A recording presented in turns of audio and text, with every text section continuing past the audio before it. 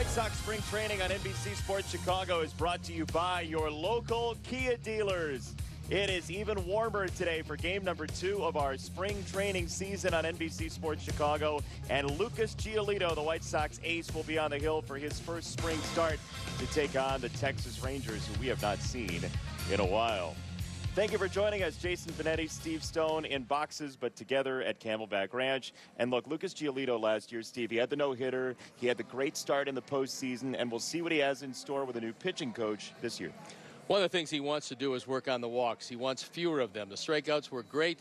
Obviously, with his new pitching coach, he's going to be a whole lot better than he was. He's working on a few things, and in the spring, he wants to stay healthy. He wants to build to a climax, which takes him into the season where he's ready to go. And he's going to do what most pitchers are trying to do who are established, and that's stay healthy, get their work in, and start this season as the number 1, 2, or 3, depending on how you look at it, starter on this ball club. So Lucas is ready. The team will be ready. It'll be good to see him today. Lucas Giolito on the hill. Tim Anderson will lead off in the lineup, and some regulars, including Jose Abreu's return. It is fun in the sun at Camelback Ranch. Adam Engel went deep last time. We'll see who provides the offense this time. Sox and Rangers next.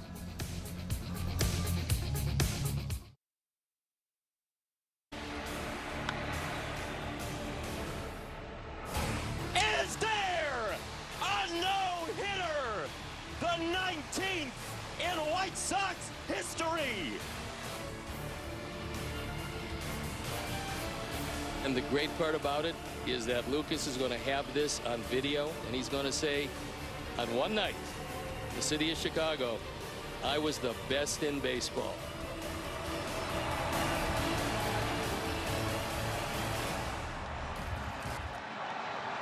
One night in August 2020 that we will never, ever forget. And Lucas Giolito, 26 years old, on the mound, trying to build off that, and a great postseason performance as well, in which he got the Sox a victory in Oakland. And his first outing of spring training comes today. Hopefully he'll have the kind of control that he wants to have, and I think that he probably will accomplish that. He also has a few things to work on during the spring. Just like all established pitchers, he's working on refinement. He's not trying to find anything. He's trying to refine some of the pitches he has, maybe get a different angle, maybe get a different idea about how to use certain pitches in certain areas. Here's the lineup he will face for the Texas Rangers today. And it goes like this. Willie Calhoun leads it off. He plays left field. Then Isaiah Kiner-Falefa playing shortstop. Former catcher, now shortstop again. Joey Gallo, whose power was a little bit down last year, batting third. Chris Davis came over in a trade. Solak and Guzman, Eli White, Brock Holt, and the veteran Drew Butera.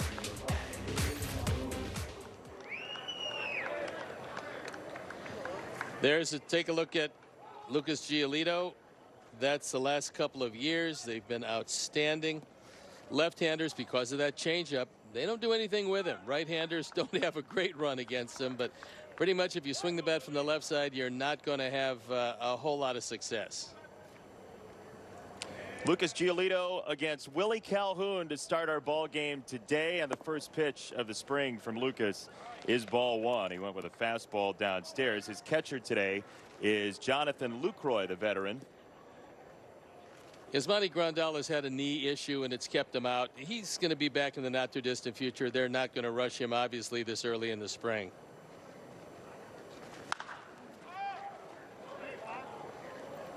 Foul ball right-hand side from Calhoun. And for Lucas Giolito, talking to Ethan Katz about his arsenal and what he's done, we might see a little bit more of the curveball. He's worked on the shape of the slider, which he liked quite a bit at the end of last season. He's trying to get that into the left-hand hitters more consistently, and we'll see a whole lot of those. The last pitch was one of those, trying to get it in to tie them up, which opens up the outside part of the plate for a straight change. 2 balls and a strike from Giolito to Willie Calhoun in his 5th season as a Texas Ranger. He got hit in the face last spring, and that really set him back. In fact, he said most of the year he was thinking about that, especially with a left-hand pitcher on the mound. That was Urias of the Dodgers that did that, as Lucas is a little bit high. 3 balls and a strike. We've heard a lot about his relationship, and we talked about a lot last year. Lucas is with James McCann, who's now with the Mets. What do you make of Lucas Giolito throwing to a new catcher this year? Well, I think he's going to have to adjust to whoever's back there, but I don't think it's going to be a big problem. Right field side, this is Blake Rutherford in the Arizona sunlight. It's officially foul territory, and it's officially out number 1 of our 6-inning ball game today. Jason, you just have a different dynamic with every catcher you work with. And, you know, he relied so heavily on James McCann that he's not going to have that to start with either catcher. But it's going to grow as the season moves along, whether it's Lucroy or whether it's Grandal. He's going to get a relationship that he can trust. They're going to get to know him. They're going to anticipate what he wants to do. And when you get 2 guys thinking as one, that's the ultimate. Yeah, the relationship's going to have to build, and Lucas Giolito threw a little bit to Grandal last year. But in terms of comfort, Lucas Giolito, and we talked the other day about Don Cooper and what he did for the White Sox for so long. Lucas very positive about what Coop did for him as Rutherford's got out number 2. Ethan Katz, the guy that Lucas goes all the way back to high school with. So there's a comfort zone there with the White Sox new pitching coach, who we're going to hear from in the bottom of the 2nd inning. No, I believe that can only help all of the pitchers, but especially Lucas. And I think the relationship with Katz that Lucas has had for as long as he's had it will help the relationship with Ethan and the rest of the pitchers, because Lucas can tell them how they work on it, what they do. And with what they've seen Lucas become with the help of Ethan Katz, you take it much more seriously when Ethan then says something. You know what, why don't you try this? Or, you know, that looks good, but why don't you hold it this way or throw it this way? And I think it'll work out really well. We'll talk about it as spring goes on, as Lucas throws one of those high strikes that he's become well known for. But Ethan Katz talked a lot about just like pitch usage and what pitch goes well with other pitches and what type of arsenal we're going to see from guys like even Reynaldo Lopez, who he feels like can be more than just a fastball power pitcher that we've seen in the past. What I like about him after we talked, and we talked for quite some time, was he said before he ever met these guys, he looked at video of every one of these guys and looked at what they did. He knows he can't remake everybody. He wants to work within the framework of what they do best and refine it. That's a called strike 3. Giolito paints Gallo with a fastball and a 1-2-3 first inning. Take that for sure in your first 3 batters of spring training. The Sox will swing it next. TA after this.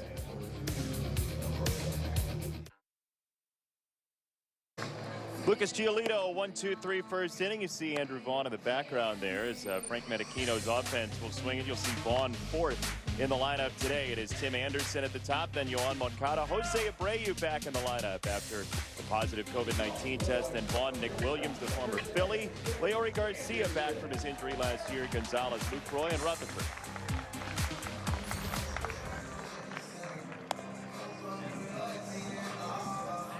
Harahara on the mound, and we don't know exactly what to make of him. We do know that he has 7 pitches. So he throws just about everything. The ERA was very good last year for the Nippon Ham Fighters in Japan. As you can see, the rest of the numbers are very good. The walks, the strikeouts. He's not going to be an overpowering pitcher. He's going to have to finesse people, and we'll have to see how that changeup is. It's supposed to be a very good one, and our hitters will be the judge of that.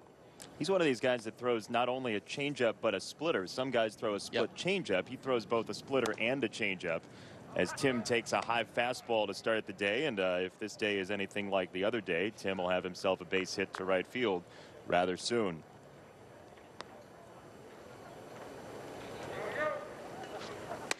Harahara is an interesting guy, considering the Rangers are sort of in rebuild mode. But he's more of a win now type signing with a couple years on his contract. They had to do something to flesh out that starting rotation because it's a little sparse. Kiner Falefa at shortstop for out number 1. And here comes Yoan Moncada. Yeah, we were talking about it the other day. we'll actually get to see the Rangers this year. We were central confined last season in the 60 games, and it's nice to have a broader view of Major League Baseball this year. And we're going to see some players that we didn't get a chance to see at all, some young players that have burst on the horizon. But that starting rotation, Kyle Gibson's going to be the ace. I think in the not too distant future, Dane Dunning will be the ace of this staff. I think they got themselves a good one. Obviously, the Sox are very happy with Lance Lynn, but Dunning is going to be a Ranger for quite some time. Jordan Lyles is in there. Colby Allard, another one of those guys. So they have a number of candidates, but it's going to be a rotation that's going to prove problematic. They're going to really depend heavily on a bullpen because they're not going to get as many innings as they would like out of their starting rotation. And meantime, the Sox, and we talked about this a little bit on Sunday, the Sox have this loaded bullpen that we're looking forward to seeing exactly how many of those live arms can do what we expect from them this year. There's some very talented young arms in the White Sox bullpen. I think it's going to be one of the best bullpens in all of baseball. I think if you take a look at some of the guys who can give you some innings, as well as some of the guys who you're going to see at the back end of the pen,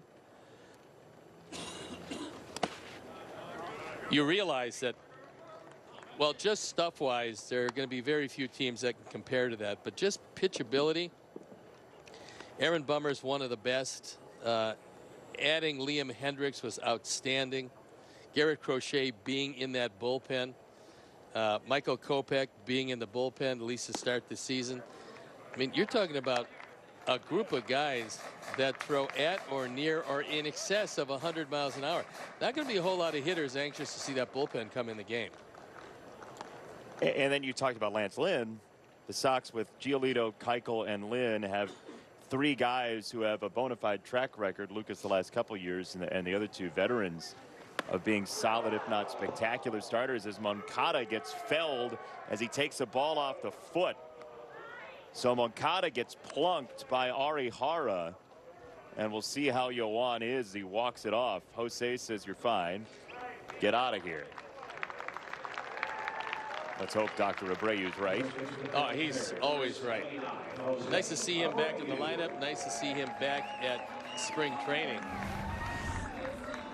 We'll take one more look at Yoan Moncada trying to avoid this, but he can't. You mentioned Jose coming back, and he had the COVID-19 positive test. He was asymptomatic during his bout with COVID-19 during spring training, but you see the MVP numbers from Jose, and the club and his friends in the clubhouse got him a group of balloons. They handed him the balloons, and he released the balloons as if to say, "COVID, you are gone. Go fly away into the sky in Arizona." Well, it was the banners and the balloons and everything that greeted him upon his return. It gives you an idea of how well he's appreciated by his teammates. There's no doubt that he's one of the leaders on this team. He also is certainly a guy that the young Cuban players look up to. I mean, you're talking about a true professional, a consummate professional, a guy that's been that way since he put on a White Sox uniform. And so when you have the kind of year that he had last year, you look at 60 games, you look at 19 home runs and 60 driven in. Those are pretty stout numbers. Well, 6 of those homers came in the one series at Wrigley Field, which was just absolutely insane what he did in that one series over the weekend at Wrigley. AL MVP, Hank Aaron Award, second team all MLB. Evidently there was a first team that he wasn't available for somehow. Player's Choice, AL Outstanding Player. He's well liked not only in the White Sox clubhouse, but around the league. Yep. And one of the hardest workers you will ever see. A man who gets here before everybody in the morning and leaves after everybody leaves. And he's got a 2-strike base hit into left. Moncada to second, and the Sox are cooking against Ari Hara in the first. That one stung his hands somewhat as Ari Hara tried to get inside with a fastball. Not too many guys are able to do that. During the season, when Jose is right, he's going to take that inside fastball and shoot it into right center field. But this early in the spring, he's content with a little base hit to left. Tries inside fastball. He brings the hands in, able to muscle it into left field. So a nice start here to the first inning. Ari Hara is only going to go 1 inning. And, you know, they want to be very careful with the amount of pitches that they have any of these guys throw. So If this continues for a while with base hits or walks or something along those lines, many times you don't survive that first inning. Well, we saw in summer camp last year, there was that one first inning that just ended because the Cubs didn't have 3 outs in the tank. That was Hugh Darvish. Yeah. He got real good after that. He got better. Though. It looked like he really was aggravated by that performance and got really, really good. So much so that they sent him west. Andrew Vaughn slugs this ball to left field. Calhoun is back. It is gone. Bring him home. That is why the White Sox are so high on the first-round pick from a couple of years ago out of Cal. Andrew Vaughn, a 3-run shot in the first. You can just take a look at the balance that Andrew has. You take a look at his hands and the quickness at which he approaches inside pitches especially, and you realize that he's going to be a special hitter. Yes, he's very young. No, he doesn't have much experience. But when you see things like that, you realize just how good he can be. And when you're acclaimed as the best college hitter in the country and then go into professional ball, you've got some skills. On that replay, his arms are massive. Yeah. He is big, dude, Andrew Vaughn. He is that. Not the loudest guy around. He's a pretty quiet guy, but he's going to let that bat do the talking, and you're going to hear a whole lot about it this year. Ball and a strike to Williams. Here's a look at the upper body of Andrew Vaughn. Sizable fella in the batter's box. He is that. Ball and 2 strikes on Williams. Andrew Vaughn, when we first met him, I mean, it looked like he just came from being the teacher's assistant at a sociology seminar, right? Like button-down shirt, khaki pants. Plus, he looked like he was 12. Yeah, had the whole nice kid vibe about him. And then you put him in a uniform, and he's got this massive hulking power. And he's doing everything he can to make this team out of spring training and be a regular DH at the very least. Well, you can bet any time the White Sox talk to any of the teams over the wintertime, and that at bat ends for Williams, but anytime they talked about any type of trade, one of the guys that came back was Vaughn. We want Vaughn included in that deal, and quite obviously he wasn't. He won't be. He's here, and he's going to play a big role going forward for the White Sox. So Rick Hahn and Kenny Williams, as well as everybody in the front office, knew what they got when they drafted him very high in the first round, and they're not about to get rid of him before he comes to fruition in the White Sox uniform. We saw Danny Mendick yesterday at second, well, 2 days ago, our first telecast, at second base. Leury Garcia playing second today, and he had said in a session with reporters the other day that he's going to try real hard this year not to go with the head-first dive, which has cost him games both in 2017 and last year. You know, I hadn't heard anybody ever say that you shouldn't dive into first base, but it's nice. It's refreshing. He also said that in the heat of battle sometimes, although he knows that, sometimes he forgets. And he is the answer to a trivia question, one that it's pretty hard to imagine. 9 years in the White Sox organization. The longest tenured member of the Chicago White Sox is Leury Garcia. Isn't that amazing? It is really amazing, and it's a testament to his skills. He's not a star, but boy, he sure is useful on a baseball team. And as the team gets better, and they're pretty good right now, Leury becomes even more valuable because of his ability to do so many things. Hey, he can fill in for just about anybody if they're off the active roster at any point. Yeah, including you, so I wouldn't take too much time off. Such a pleasure to be back with you. It's 3-2 on Garcia. This is the Leury Garcia revenge game, by the way. It's his former team, the Texas Rangers, you know. It is. It's being billed as that on marquees all across the theaterscape. That's exactly what I saw coming in. 3-2. It misses, ball 4. Garcia with a skip and a step takes first base with a 2-out walk.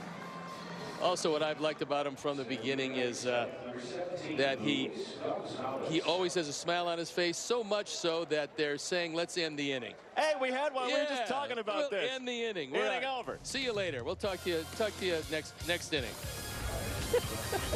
You never know what you're going to see in spring training. Imagine yourself in a new Toyota. Nothing White Sox. We ended that first inning abruptly after the walk to Leury. They decided they had seen enough. It was too many pitches. And so the Sox go back out there. Lucas in his second inning of work, a rather uneventful first inning, 1-2-3, ending with the strikeout of Gallo. And here we are, a lot of fans. It's nice to see them back at the ballpark. There's some on the berm and left, and there's some scattered around the ballpark. But fans are fans, and it's good that they're here. It is great that they're here, and it is great to see that tall, slender Californian Lucas Giolito on the hill with that leg kick that he's got when he knows he misses a pitch. It's always entertaining to watch Lucas on the hill as you see Chris Davis, who came over in the trade for Elvis Andrus with Oakland. So Lucas, there is one pitch from that no-hitter, and you can see this online. The White Sox did the Sox Spring Break instead of Sox Fest this year. We did a panel with Lucas, Adam Engel, and Kurt Hassler talking about the no-hitter day. And there was one moment where Lucas, essentially, he missed on a pitch. It was like a high changeup or something. And he sort of crumpled toward the ground as he threw the pitch. And you could see his frustration with the location of the pitch. And Engel was giving him a lot of grief. He said it looked like Lucas was trying to direct the pitch, that he knew it was not great coming out of his hand. We'll hear it in a second, but watching his teammates interact with him, watching those moments after the no-hitter, you can see how much it meant to everybody behind him with what Lucas went through the past couple of years. No, he's one of the more popular guys around, and certainly with his teammates, well respected. A couple of fastballs for Davis, challenging him off 3-0 to get it back to 3-2. Well, look, Lucas doesn't have that 100-mile-an-hour fastball anymore. At one point he did, but because of his short arm delivery and the size of his body and the deception he uses, he's able to throw fastballs by guys that other people can't at those velocities. And what he's always talked about, and this is part of the mental approach to the game, and that is you break the whole down to its simplest parts. You don't think about a great outing. You don't think about winning a championship today. You don't think about the World Series. You don't think about the All-Star game. What you think about is making the next best pitch to Chris Davis. And he got him swinging downstairs out of the zone for strike 3. And here's what I was talking about with Adam Engel and Lucas Giolito. To me, that looks like he's throwing it, realizing it's too high, and he's ducking like he's the baseball so he doesn't get hit by the bat.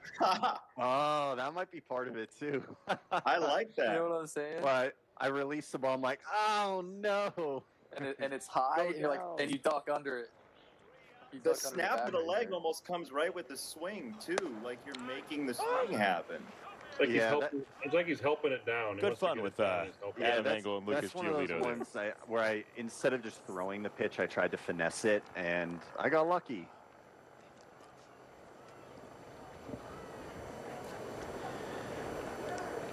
I like to know the inside story of what happens that you don't really get a chance to learn while you're going through it. And so that was kind of nice to see them interact about it.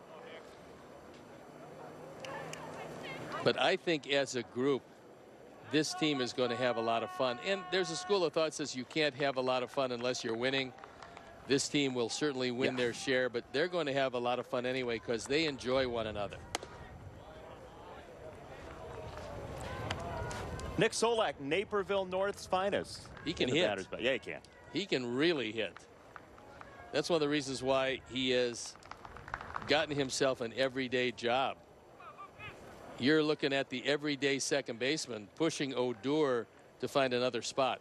Maybe third base, but young. They're a very talented, youthful third baseman. Might be there. Strike 3. Lucas now has 3 straight strikeouts. Gallo, Davis, and Solak. These are regulars for the Rangers that he just mowed down. Yeah, if you're worried about Lucas coming out slowly? Not so slowly. There's another straight change. He's got a good one, and it's not just reserved for the left-handers. He throws it to right-handers. He keeps it up. He throws it down. He can do pretty much a lot of different things with it. And Guzman will take the at-bat, and he's an interesting story. He's got some power as he sends this ball out to right center field, and Guzman gives the Rangers their first run here in the second inning. The Rangers didn't know if he was going to be able to play first base every day, and they still don't. He's the best option defensively, but he went down in winter ball and had an exceedingly good winter ball in the Dominican. And he changed his stroke. It's shorter than it was. Last year was a disappointing year for him, so much so that they were looking for other people to put there. Well, he's in a battle. He knows that, and this is a good way for him to start this spring, taking Lucas Giolito deep and cutting into that lead. It's now 3-1. So Lucas back to the drawing board, and this is the type of situation that Lucas got so much better at the last year and a half, is responding to a situation that wasn't a good one on the mound. Right. He will come back and get you. Well, look, you don't have the last pitch, and you still don't have the next one. All you have is the one that you're delivering, and that's where all your concentration has to be. But that is way easier said than done for a pitcher. Well, right? it is, because, you know, these guys spend an inordinate amount of time getting down the physical aspect of their game, or they wouldn't be in the major leagues. But once getting here, you have to realize that the majority of this endeavor is mental. And to work at just the physical aspect of it doesn't make a great deal of sense. If 75% of it is mental, you have to work, I don't say 75% of the time, but you have to work a good portion of the time on it. At least give it the credence it deserves. Yes. There's a check swing for a strike. It is 1-2 on the center fielder, Eli White. Umpires today: Chris Guccione behind the plate, Gabe Morales at first, Nick Lentz at second, and Adam Hammery is at third. We'll be testing you later, so remember those guys. I'm taking it pass fail, and I'll take the F. Umpires in spring training, they move. Yeah, they shift around in game. Well, you'll be surprised. I mean, even during the season, they actually move too. Some of them lean to their left. Some of them move to. They list slightly. As they course along the 7 Cs, they have a tilt about them. They can do that. Check swing. He went. Strike 3. Thank goodness he went through the umpires, because they were important on that check swing. Very much so. I'm so happy you're here. Thank you. 3-1 your score. More repartee after this.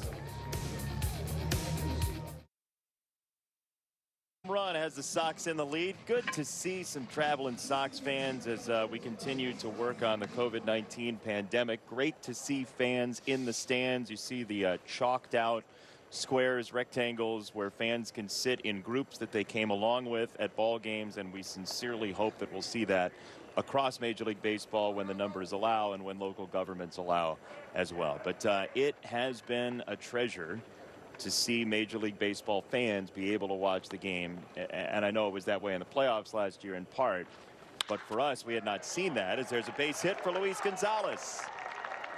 He's thinking 2, and now he squeals the brakes around first.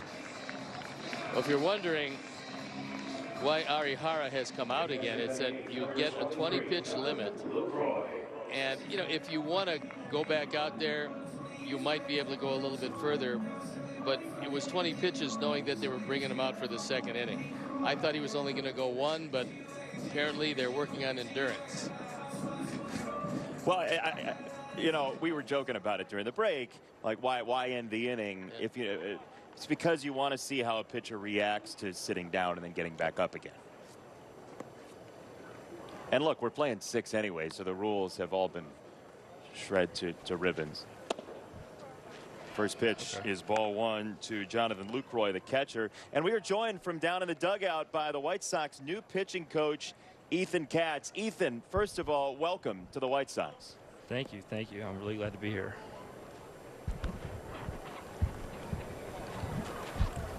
Ethan, can you hear us? Ethan said I can hear you guys. He was very happy to be here. Thank you very much for welcoming him. And he told you about the weather and how things are going and all of that good stuff. So you're Ethan's I'm his interpreter. You're his speaker? For English. Yeah, that's great. 2-0 on Jonathan Lucroy. We'll try and get Ethan Katz together with us from downstairs. Lucroy, a base hit.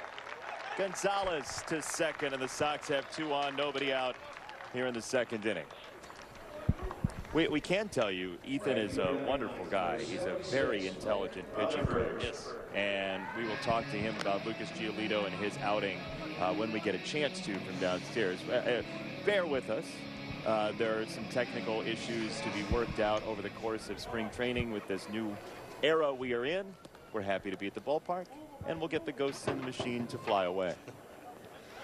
He's also 37 years old, and I think because of that, he's going to be able to deal with some of the veteran pitchers, but he's going to deal with the young pitchers very well because he certainly speaks their language.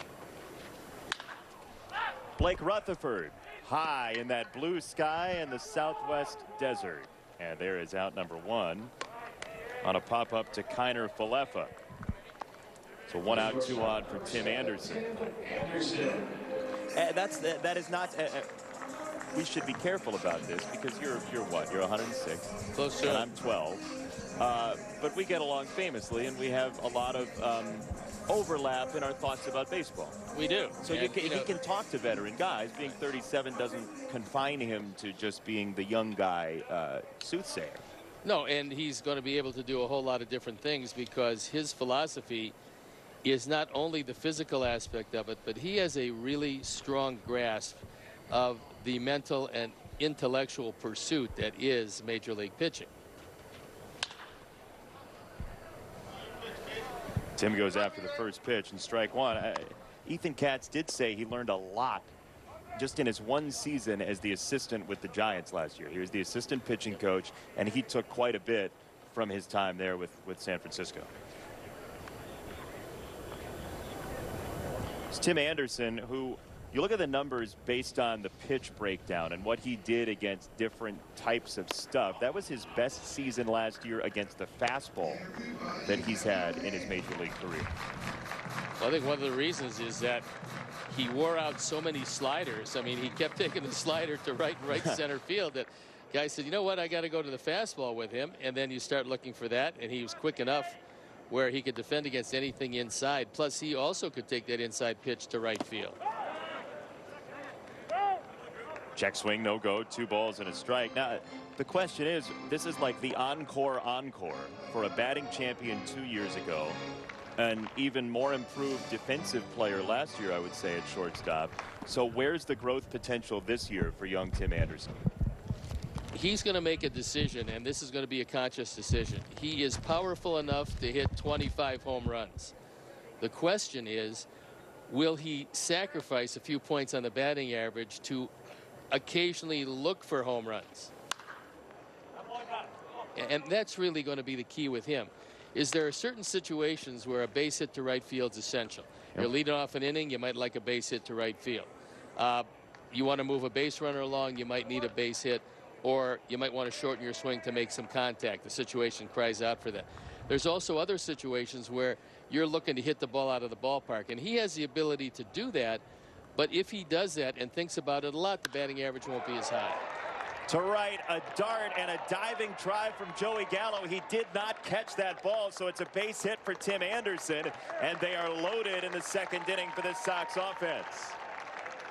One of the surprising things about last year, if you ask anybody who won the Gold Glove in right field, the name that comes to mind would not be Joey Gallo. But that, in fact, is the man who won the Gold Glove in right field. And he gives you a very good effort here. Not only does he give you a good effort, but he gives you a good acting job. So that's probably part of the Gold Glove, is catch a few, act on the ones you don't, and come up and try to sell it to the umpire. But these guys are in mid-season form. Nobody was buying that. Well, you've heard of the EGOT, right? The Emmy, the Grammy, the Oscar, and the Tony. If you win a Gold Glove and a Golden Globe, that's really... Well, we've already got the Tony. Yeah, he's managing. Is that where you were going with that? No. Okay. See, we've been together so long that you anticipate that. We finish each other's sandwiches. Bases loaded for Moncada against Arihara, and there's a high strike one to Yoan, who got hit and scored on Vaughn's home run in the first. As you're reminded by our score bug every once and again, this is a 6-inning ball game. We'll play 6 full today as the White Sox take on the Rangers after playing the Angels yesterday in a little reunion for Tony and Albert Pujols. It was pretty nice because when he went up to Albert put his arms around him, put him into a big bear hug, as a man the size of a bear can put you in. That's right. Lifted him off the ground, so he rearranged his vertebrae, and Tony was none the worse for wear for that. Ball and 2 strikes. Here is that hug that you're talking about. It was almost sumo style. Albert Pujols, Tony La Russa. I'm telling you, that gets your vertebrae all aligned here. Sounds like snap, crackle, and pop. It's really nice. Billy Russo, by the way, doing some fantastic photography down in the field there. White Sox interpreter and videographer while he's at it. But great to see. Albert Pujols loves Tony La Russa, swears by him as a manager. They did a lot of great things in St. Louis together.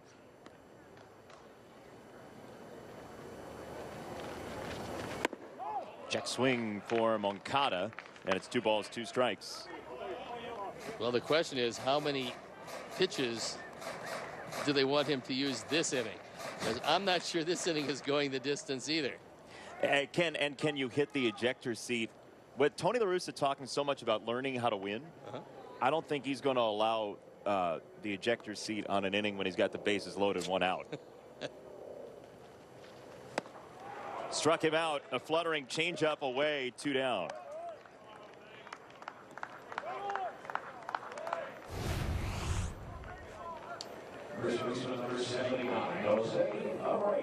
That's going to be it. So in asking about how many pitches you have, that's enough.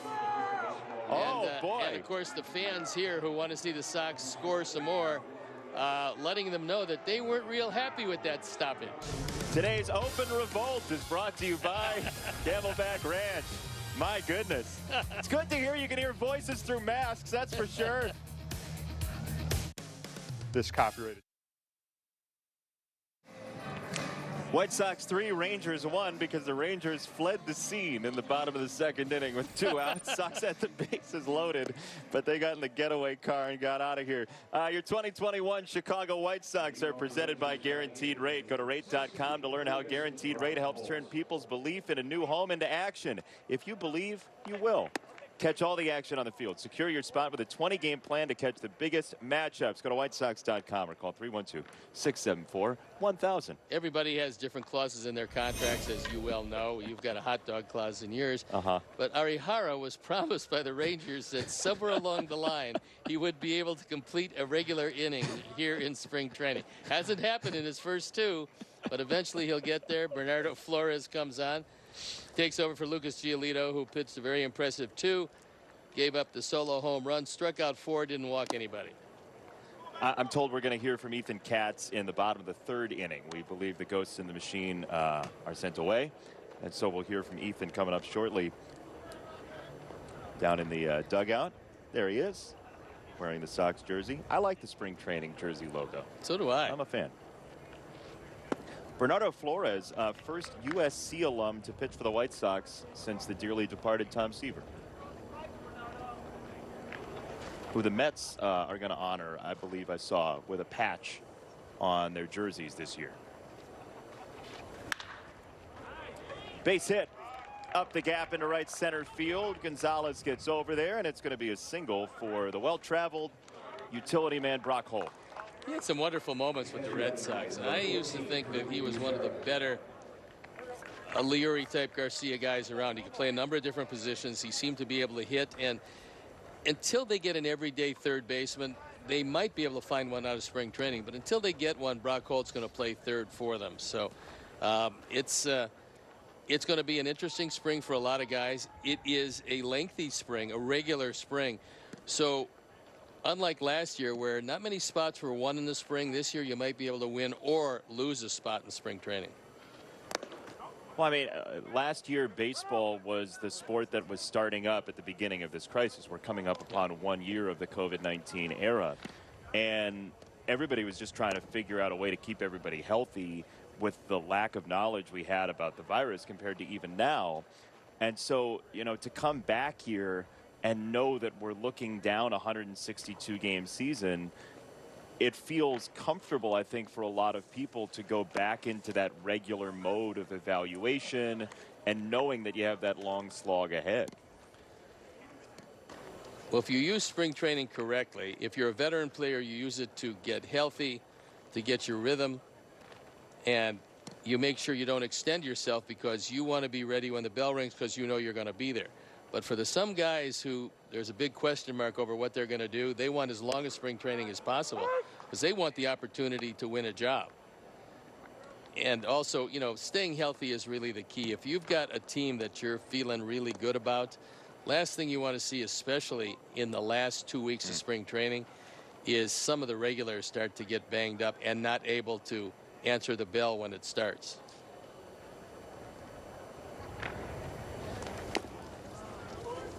Three balls and a strike on Butera from Bernardo Flores, who made that major league debut last year and was over the moon. He's been through a lot. Flores from out in California came up through A ball into Double-A and then made that major league debut last year. And we'll see where he fits in this season. They brought Butera into spring training because they wanted a veteran presence. Jose Trevino is going to be their #1 catcher, and there'll be a battle for a backup catcher. It's ball 4, 2 on, nobody out for the Rangers, and the Sox should just say, you know what, that's enough of this inning. You think you're going to score? We're going to leave. Tomorrow night, it's the battle of two All-Stars. Watch Zion Williamson and Zach Levine face off in the Bulls' final game before the All-Star break. Bulls, Pelicans. Coverage starts at 6:30 on NBC Sports Chicago. I'm psyched up for that one. You sounded like you live for promos the way you said Bulls Pelicans. I got to tell you, when those two teams hook up, you can throw out the record books. Look, Zach, where do you throw out a record book when you choose to, by the way? I throw them out usually after every game. You do? Okay. That's why they're not printing them anymore, because you're wasting so much paper. A strike from Flores to the top of the card in Calhoun. Zach Levine, though, has played marvelous basketball, more unselfish basketball. He is an all-star, and rightfully so, and the Bulls have been fun this year. You've been watching a lot of the Suns while you're down here? I've been watching Chuck Swirsky dance. Okay. What a dancer. There's an insatiable appetite in Chicago for Chuck Swirsky dancing. I know. Yeah. Stacey King, by the way, we should have a nationwide jingle off by the end of this season, because Stacey has the golden pipes, and he's very protective of his own franchise. Is that a franchise? Well, he started the whole singing the jingle, and then we adopted it as a duet last year. Borrowed it, I think. Yeah, I don't know what's less nefarious, borrowed or adopted, or stolen. Stolen. Yeah, stolen. But I think we should get Stacey to harmonize with us. I think that would be ideal if we could somehow mix in the three of us doing it together, and then get Adam Amin to jump in as well, and we could do like a barbershop quartet of Bulls Sox announcers. Not a bad idea. We can bring in announcers from all over. Blocked by Lucroy. He's going to throw to second, and he nearly hit Flores in the cranium. Bernardo, look out. I mean, he was real short range there. I thought maybe he'd think about third, but there was no play either place. No, once you can't locate the ball, if you're a heads-up base runner and you see the catcher looking around, you're going to take off, and there's no way that you're going to get him. But Lucroy did a nice job, because the only play, if there was one at all, was to second base, and of course it turned out there was no play there either.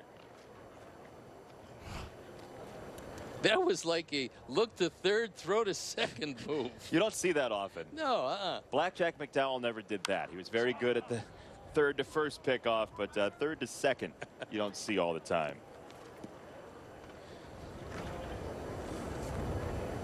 Willie Calhoun, 2019, he had a fantastic power season. He had 21 home runs for the Rangers, and last year he couldn't duplicate the power in the 60 games. He only played about half of those games for Texas. to first, and Jose Abreu. And now there's an out for you right at the plate. Lucroy the tag. Holt is out.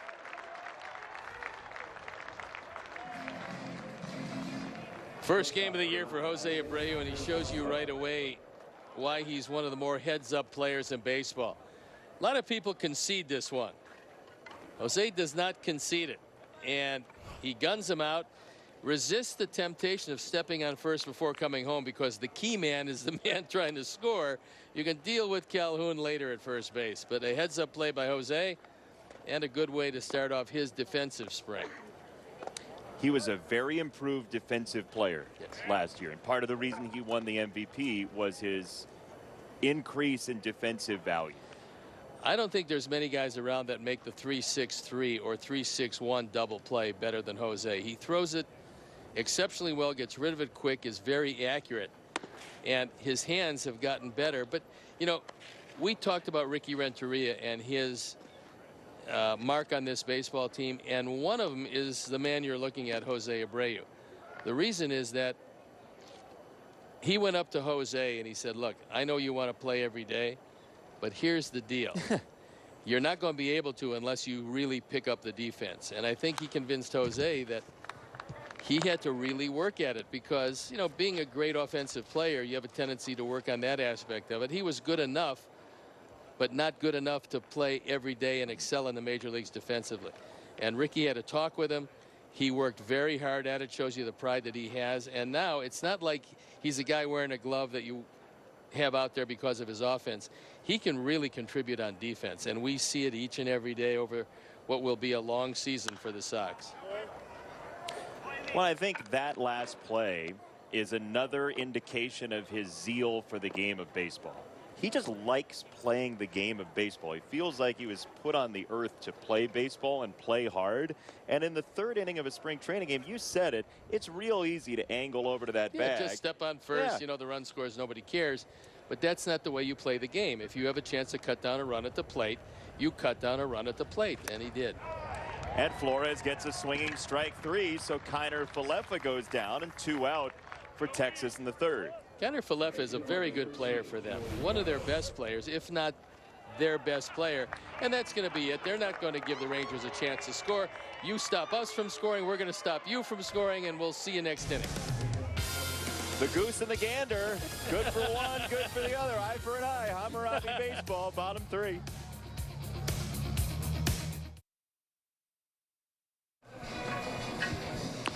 (3-1) the Sox with the lead over the Rangers. Lucas Giolito has gone 2 innings. Bernardo Flores 1 inning, and we are now joined by the White Sox new pitching coach from down in the dugout, Ethan Katz. First of all, welcome to the White Sox, Ethan.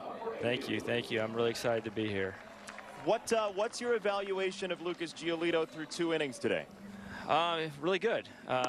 You know, nervous first time out in a while. You know, there's always those nerves, but he did a really good job with all 3 pitches and what he wanted to accomplish today. You know, Guzman ran into that fastball, cut back over, but that's all right. It's part of it. But it was good. It was a really productive day for him. Do you talk to each and every pitcher, Ethan, before the game starts about what they're looking to accomplish or what you would like to see from them? Yes. I wouldn't say every pitcher, but a lot of pitchers that we've been working on things. I will give them goals to kind of what they're trying to achieve. Today for Lucas, it was really trying to get a little bit more work with his slider and get some reads on that, and you know, he was able to achieve that. When we talked, you talked about never a mindless sideline or bullpen. You wanted to set up situations. Tell me a little bit about what you're trying to accomplish and what situations do you want to set up? Yeah, I want to set up a game atmosphere for them, giving them goals, giving them challenges. So when the game shows up, like it becomes a little bit easier for them to kind of, they've dress rehearsed what they're trying to do. They've thrown off speed and fastball counts, you know, 2-strike pitches, because working on putting guys away. So they're constantly working on their craft, not just throwing, you know, typically it's just a fastball, changeup, slider. We're trying to make it a little bit of a pressure moment, so when they get there in the game, they feel comfortable getting a little bit uncomfortable. Ethan, what have you seen from Michael Kopech after a year off from playing baseball and then the injury before that? Where is he right now? He was great. I mean, he's been with the stuff that we've been challenging him to do. He really wanted to get competitive pens going right away. His first pen, he was 23 out of 30. His next one, he was 24 out of 30. Just had his live BP, and he was controlling the zone a lot better than I would ever expected. Jose Abreu sends this one in the air, and there's one out here in the third. Ethan, you're going to have some guys who have been primarily starting pitchers their career. Michael Kopech is an example of that. Garrett Crochet, another example. They're going to be working out of the bullpen. What will be the difference for them? What are you trying to accomplish with them to make them a pensman as opposed to a starting pitcher who's working out of the bullpen? Yeah, I mean, the routine of getting loose. I mean, Garrett's got a little bit more experience. For Michael, it's going to be you know, Haas is going to be a great influence on him once he's getting down there, getting loose, pacing him out. On our end from the dugout, we're going to try to give him ample amount of time, not really rush him, make sure he feels comfortable and building a strong, solid routine as a reliever, and also make sure he's getting enough rest in between his outings and not really ask him to do too much early on. What are the underpinnings of your philosophy when it comes to the mental side of pitching, Ethan? I mean, I think everybody takes information differently, and getting to understand them and build that relationship. So to understand how they tick a little bit is something that's really important to me, because I might talk to Lucas different than I might talk to Dylan Cease, based on what he's retaining, how he's taking all the information in, and getting to know them a little bit more and being able to see what gets them off course. Because if I know what gets them off course, I can get them back on course hopefully sooner than later. All right, so how does what gets Lucas off course, how has that changed from now to, like, I don't know, when he was a junior in high school? Well, he's different, but the things with Lucas is he's very hard on himself, and if he can't let go of that pitch, it can linger for a little bit, and that's when he kind of gets distracted. When he's able to just let things go and brush it off and get back to what he should be doing, he's always on he's doing exactly what we want him to do. But you know, he can get a little frustrated because he has, you know, very high expectations for himself with the work he puts in and for who he is. So it's totally understandable, but it's just kind of, you know, hey Lucas, you're let it go, like this pitch right now. Well, I was really glad that that base hit came around, because it gives us an idea to ask you a question that you mentioned first, which is about Dylan Cease. Give us one thing you talked to Dylan about after looking at all the video from the last year or so. What are you trying to get him to accomplish body-wise this year? I'm really trying to get him to utilize his lower half. One thing that was happening, he was really flying open, cutting the ball, made it tough on him to be consistent. You know, so right now right now he feels that it's the best he's felt. He just threw a pen today. It went great. You know, his feedback's been awesome.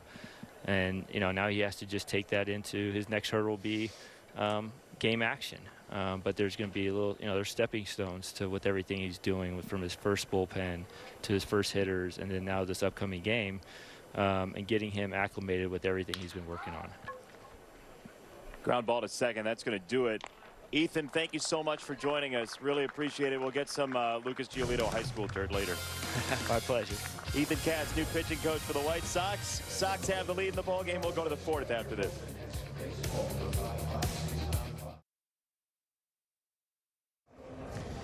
Thursday night, the Blackhawks open up a 3-game set against the defending Stanley Cup champion Lightning. Tampa, the city of champions. That was an ad lib, by the way. Don't miss the action. Coverage begins at 6:30 right here on NBC Sports Chicago. We're foretelling a hat trick, by the way, in that game. There you look at that. It's Kafka-esque. Just tell us who's pitching. Zach Birdie. Okay. Funny you should ask. Thank you. There's Zach Birdie.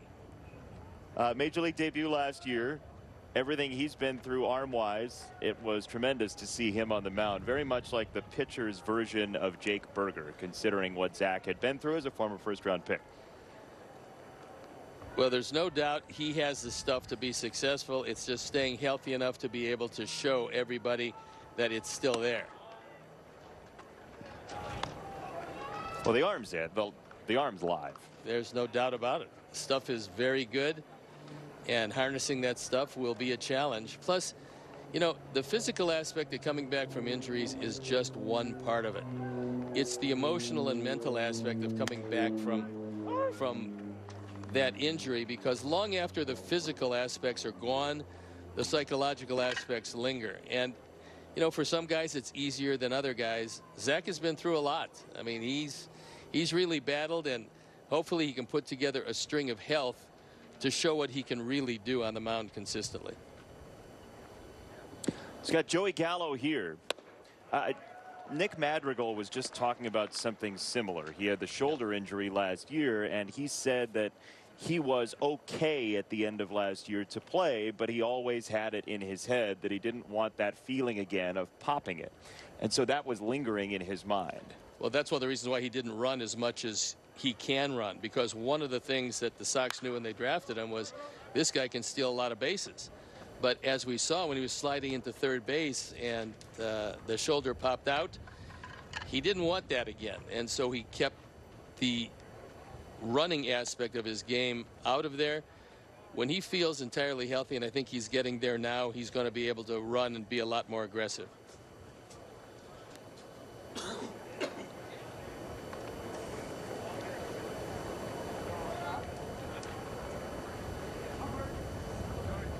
Joey Gallo, who recruited David Dahl as a free agent signee for the Rangers. He got himself an outfielder. If David Dahl stays healthy, he is a force. Yes, he is. Gallo takes a rip at this ball. It's deep to right field, and that is what Joey Gallo can provide the Texas Rangers. It is up, and it is out of here. And it's a 3-2 score in this abbreviated game in more ways than one. Well, he gives you an idea just how strong he is, because he reached out, didn't get all of that, but certainly got enough to take it into the bullpen and out.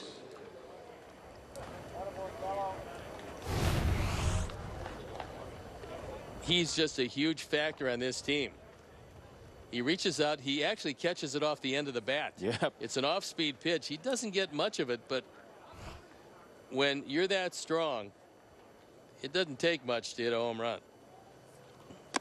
We mentioned the power was down last year, but you never expect that the power is going to completely go away for Joey Gallo. It was a shortened season. A lot of guys felt it was a funky season in terms of video in games. Some people more affected by that than others.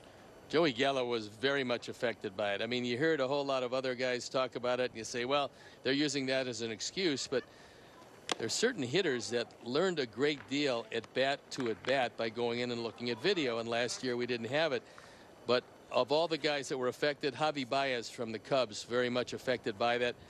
As far as the Rangers are concerned, Joey Gallo was most affected by that.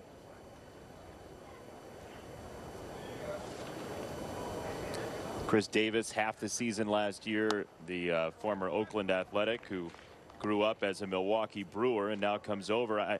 It's weird to see the Rangers without Elvis Andrus and Adrian Beltre now. No more hijinks. Nope. So sad. Well, they're going to be okay at shortstop. With Kiner Falefa, however, third base remains a question mark. And obviously you're never going to find on an everyday basis what Beltre brought to this team for as many years as he brought it. But they're going to be fine at shortstop. Falefa has great range. In fact, compared to what Elvis Andrus had become, this was really a big plus for them at shortstop. Well, Kiner Falefa was a shortstop his entire career before he showed up at the Rangers. And when you show up at the Rangers and Elvis Andrus is there, you're not going to play shortstop anymore. So he was one of those guys that carried all sorts of gloves to the ballpark, including a catcher's mitt. Yeah, they say, why don't you catch? Oh, great idea that is. Sure, I'll take some foul tips off my body and then escape and play shortstop just as soon as I can. You try to be the good soldier, and you say, yeah, no, absolutely, I want to get in the lineup. But taking up catching it's not exactly a read a book and you do it. There's ball 4, 1 on, nobody out, and now Nick Solak, former college teammate of Zach Burdi, will come up. But first, this. Sox fans, test your luck in the Queen of Hearts raffle, benefiting White Sox charities. In addition to weekly prizes like autographed items and memorabilia, one lucky fan will win 50% of the total progressive jackpot, which has already surpassed 45 grand. To purchase Queen of Hearts raffle tickets, and Steve's got a wry smile on his face, visit whitesox.com/Queen of Hearts. All right, punchline? Well, no, one of the things. Yeah, it's coming. One of the things that we experienced this year in the new COVID age is reading off your iPad for promos. Yeah. Which is really good. I aspire to getting paper back again. I want to see paper come actually into the booth. The reemergence of paper is something that I'm really, really looking forward to. You sound like Michael Scott. Do you work at Dunder Mifflin? Yes. I remember that. Now airing on Peacock. Here's Nick Solak. And there's a check swing for ball number 1. Zach Birdie and Nick Solak played together at Louisville. Downers Grove against Naperville North here. And if only Jason Kipnis was around. You know, he's a local boy. Yeah, thank you for that. We script our ad-libs, folks. This is the last time from Arizona you and I will be together in the same booth. As that one gets away. Yeah, but that doesn't mean you get to start doing play-by-play like you just did there. Well, it got away. Kissing me off quickly? Yeah. No, I was in the middle of something. You were segueing. Well, in case something happens to you. What? Like, you know, like on the flight back or something. In case, in case something, it would be tragic. Yeah, okay. If something You happens, said with a smile on your face. I have to be ready to step in and do the occasional play-by-play. But the next time we reconvene on NBC Sports Chicago, Len Casper will be sitting in your seat. That's true. Yeah. Connor McKnight will be over doing radio with DJ on. Or no, there's no radio that day. That's going to be the 13th. That's the 13th, and the 17th. You and I are back together. If I'm not doomed before then, I'll be in Chicago. You'll be Miles here. apart from one another, by the way. Yeah. I hope to have a big screen of you. Boy, that'd be frightening. Nobody wants that. A big screen. Oh my with gosh. you on it, just to see, to see what you're going to say, when you're going to say it. Topographical map of the Appalachians. HD is not kind. 3-1 on Solak from Birdie. Yeah, one of the things I really missed this winter. Yeah. Was makeup. Oh, you did? Oh, I missed it. Yeah, as soon as I saw the first on camera when we did the Open in the first game, I went, makeup. Oh, great. It's really good. You thought it was a shot from the Mars lander? Well, no, I looked like Abe Vigoda all off season, and now I get makeup. It's really nice. You can put it on at home on your own. Nah, it's an option. I mean, just saying. Yeah, it loses. There's strike There's three. a strikeout. He got him. Okay, all right. Yeah. Again. I know you have this aspiration to be Vin Scully and do both jobs, but just at least wait till I leave. There it is. Outside corner, perfect pitch. And the confrontation of two former teammates and local products goes Birdie's way. Yes. One down for Guzman. That's a big cap, too. Guzman, a foreboding presence in the batter's box. And he grounds it foul, first base side. They would love to see him eventually win the job, although they're throwing it open and saying there's an open competition. But the reason is defensively, he is their best defensive option at first. And, gone are the days where you put the guy who couldn't field at all, you put him at first base. Because he's involved in just too many plays. And if you've got a good one down there, and he is a good one, he can really help them.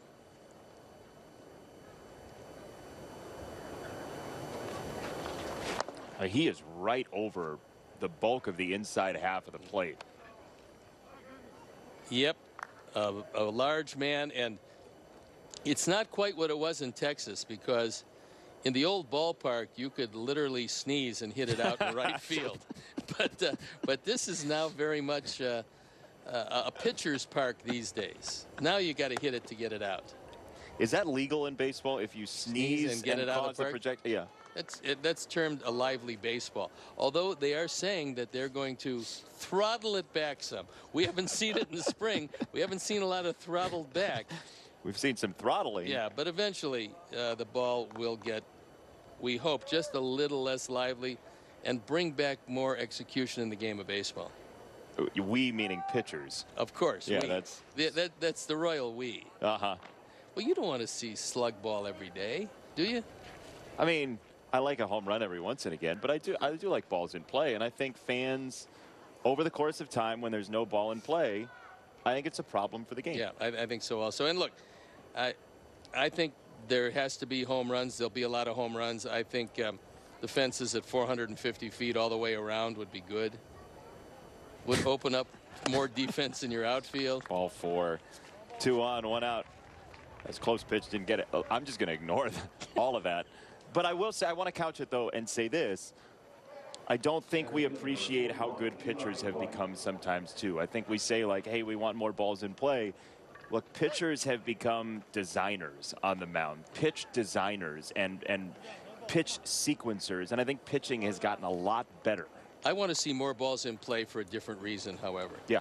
I think at times the athleticism of principally the center fielders, the shortstop, the second baseman, the athleticism of those guys is so wonderful to watch. I mean, the catch that Luis Robert made last year in right center field was an unbelievable play. Yeah. You watch Tim Anderson a lot of times with the range he has and the way he can get to the ball and still be able to make a throw from every which angle. I mean, these guys are such great athletes that you want to see them show all of their athleticism, and they can't do it looking up, watching the ball go 40 feet back in the seats. That's an athletic move, I know, but only for your neck. I want to see them go and get the ball. What you all need to know when Steve has an opinion like that about baseball, which you care so much about the game, and I love this. My favorite part of our telecast, and people can't see it, is when you get rolling on an opinion and then it starts to really flourish within you. And I get closer to you and you push me away because of COVID. There's a stolen base. There's some of that athleticism. No, you sit up in your chair and you look like you're like going to pounce like a jackal in a National Geographic video. Jackal, is it? On the subject. It took you a game and a half to get Jackal into this. Well, but you do. Yeah. And I like that. Yeah. You have a passion and a zeal for the game. And here's that athleticism you were talking about. Chris Davis has stolen base. There it is.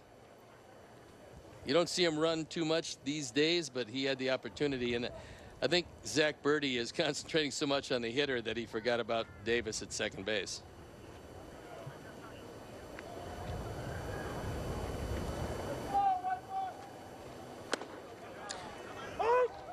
Ball and a strike on Eli White. There was the All-Star game a couple years ago. Jason Grilli, former White Sox, among others, great. You know, he played for just about every team.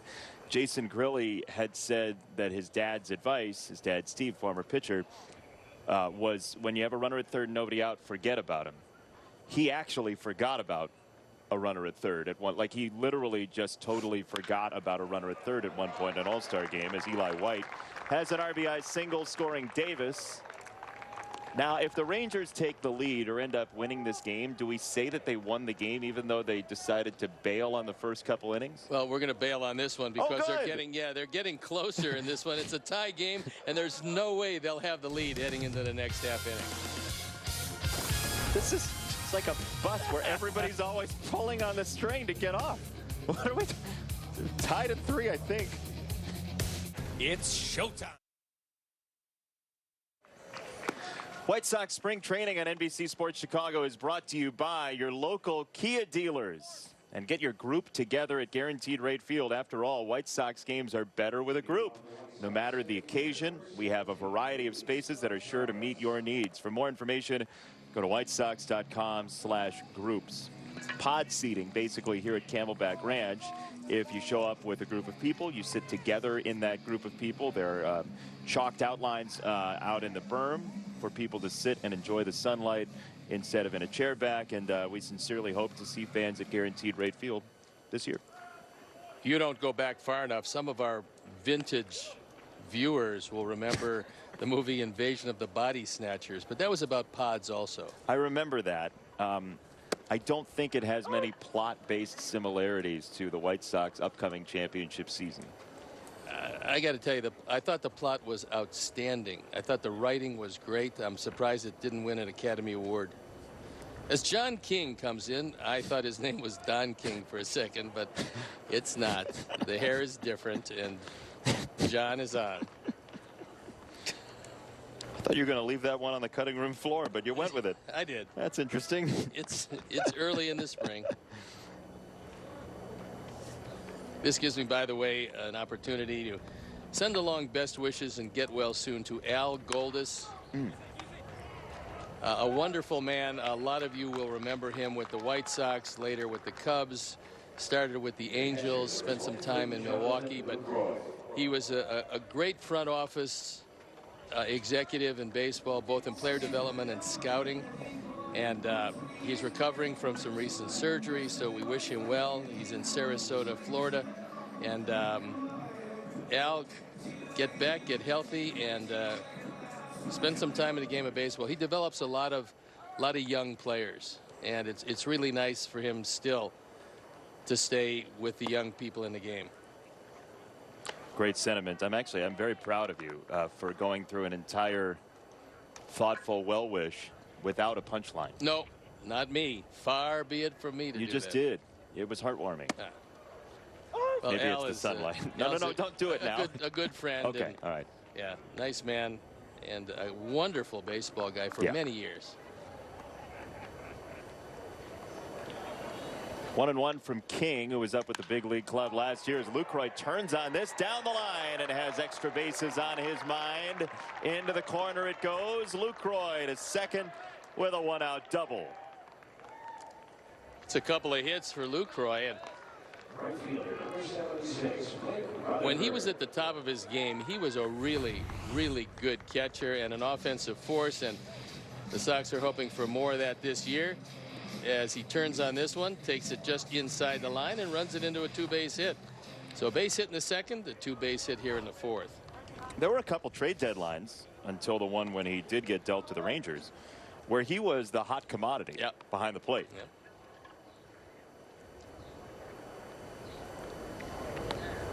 So Blake Rutherford, runner at second, and one out in the White Sox fourth. We saw Lucas Giolito strike out 4 in 2 innings, gave up 1 run on a homer.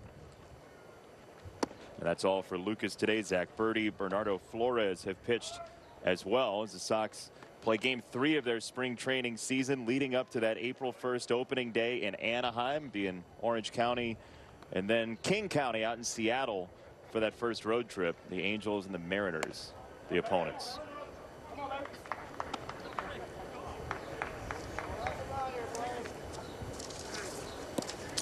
So we'll get a face full of the AL West very early on. And then the game we point to is going to be the 8th of April.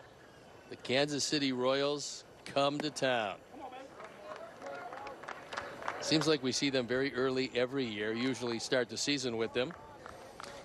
And Steve, it's another year when we don't see the Twins for a long while. I believe the Twins are the last divisional team we see once again. We see them on May 11th. Yep. We see them at home May 11th and then go to Minneapolis for the Walleye on the 17th of May. You love the Walleye. I know, but probably we're going to miss that one.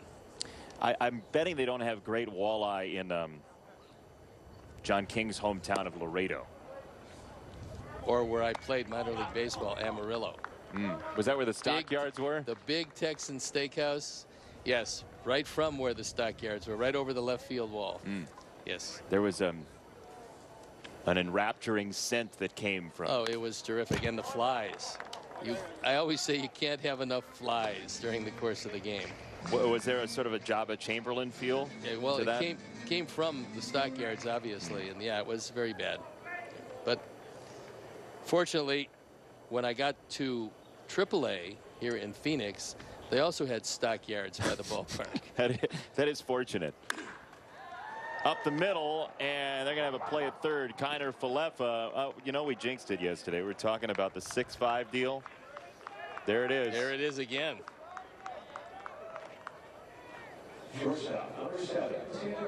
Get that out of the way in spring training.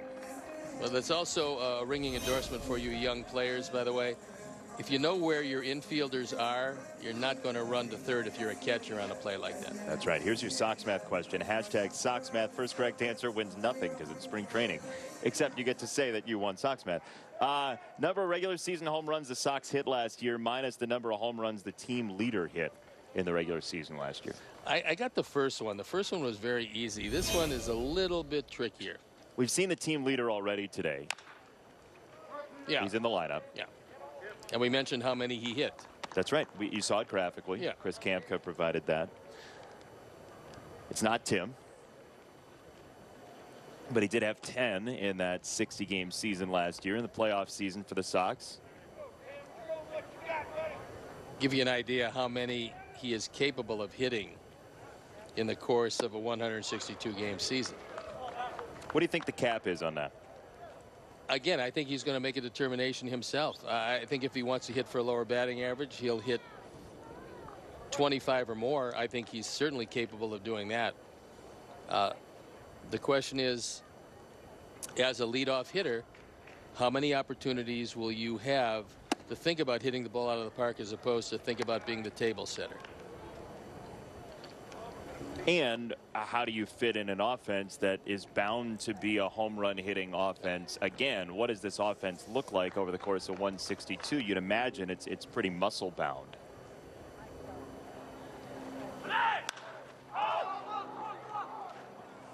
Center field and White for round number 3. We'll go to the 5th. That was a rare half inning with 3 outs. Enjoy it.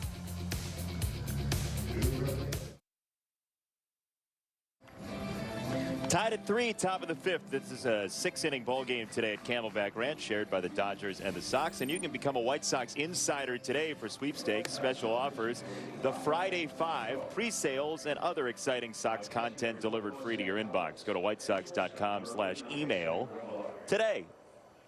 Matt Tomshaw is the new pitcher for the Sox. He replaces Zach Birdie, who was after Bernardo Flores, who was after Lucas Giolito.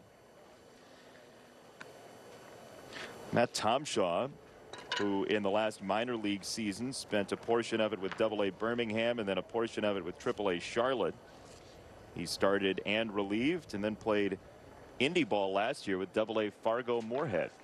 One of the questions that we will entertain is, will we ever see a 42nd round draft pick again? Because it's not going to go that long any longer, and that means there are more free agents around. I think it's a 20. I think that's what the draft is going to be. Last year it was 5. What do you think the right number is? I don't know if there is one really. I think a couple of different things come into play. Number one, if they do have a league that is competitive and you have a lot of guys who are going to be scouted in that one league, I don't think you need quite as many draft picks. Obviously, if you don't have as many minor league teams, you're not going to need near as many draft picks. So I'm thinking 20, 25 is probably a pretty good number. And that puts a premium then on the guys that you do draft. And, you know, then it all comes down to development, because the draft has to work hand in hand with player development. If it doesn't, then there's a big problem and you just don't see the kind of talent that you would normally see. Leori Garcia at second. He's joined in the middle infield now by Zach Remillard. Zach Collins in at catcher. It's the return of White Sox baseball, and that means a new episode of the White Sox Talk podcast presented by Wintrust. Chuck Garfien and MLB.com writer Scott Merkin break down the exciting storylines surrounding this team. So listen and subscribe today. And by the way, yeah, I did a podcast today. Oh boy. With our Chuck Garfien. It was an unbelievable podcast that there's a very good chance nobody will ever hear. Why? Well, did you delete it? There was a sound issue. The Nashville sounds? I don't know exactly what it was, because obviously, as you know, being an IT guy or that kind of technical stuff eludes me. But apparently the sound wasn't up to snuff for our Chuck Garfien. So we're going to talk about it. It could be that it's buried, in which case I will be very bitter. No, you already are, clearly. Clearly So bitter. it's not a future More- bitterness that we're discussing. I'm more bitter. Yeah. Chuck is going to be thrilled that you peeled back the curtain on that. No, I'm on the telecast. I'm promoting the possible. You can't chance. promo something if it's not going to exist because you don't want to do it again.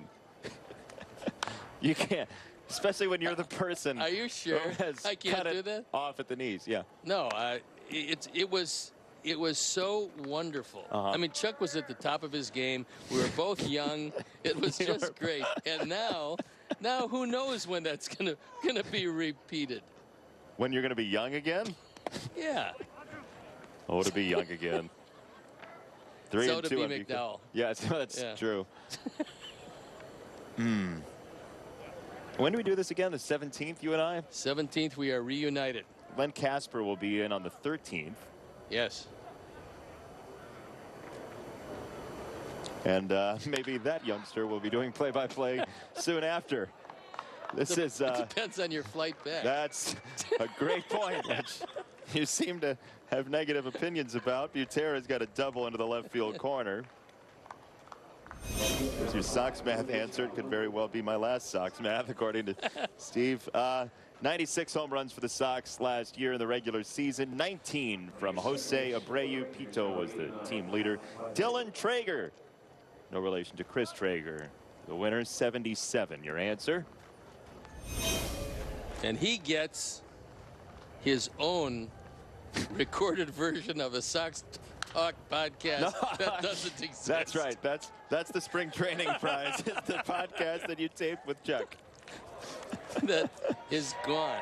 You'll get it on a memory card, Dylan, if it says it's blank. By the way, we have a great play by a fan that we're hearing cheers for, I believe. And a round of applause from our plate umpire, Chris Guccione. Very nice.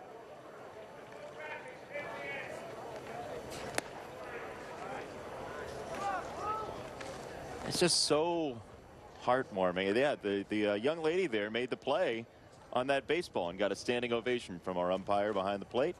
Congratulations.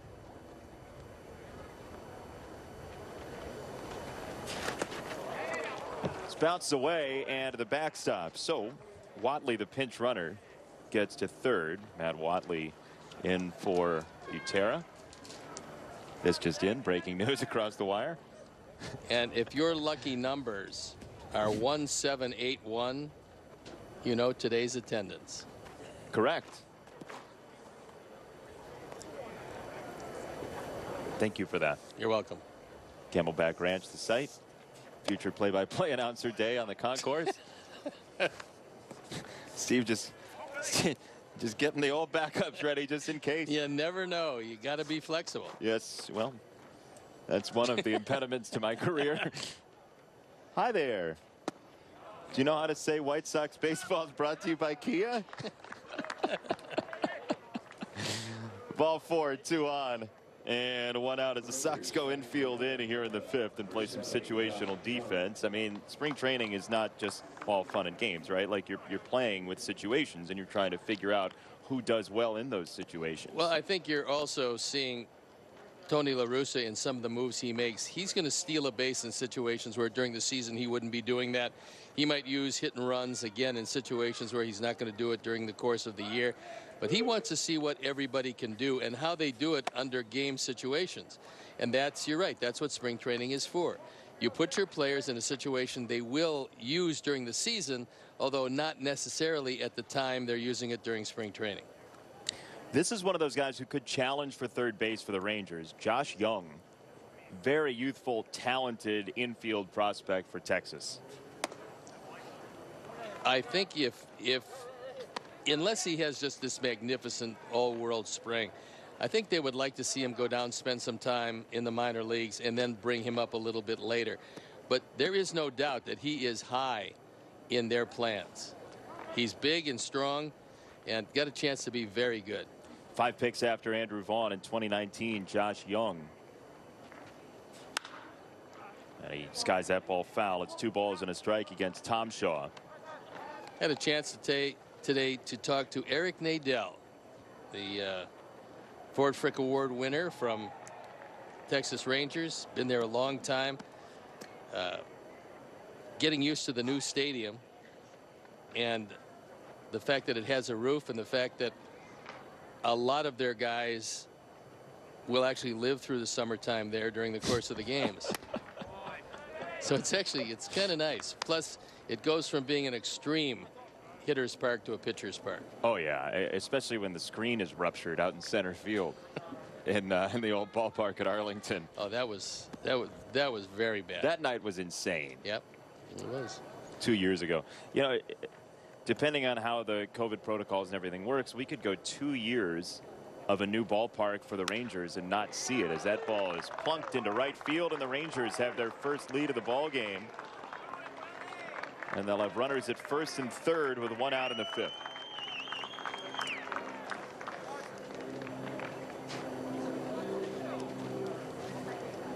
The Rangers batting for number 53, Adolis Garcia.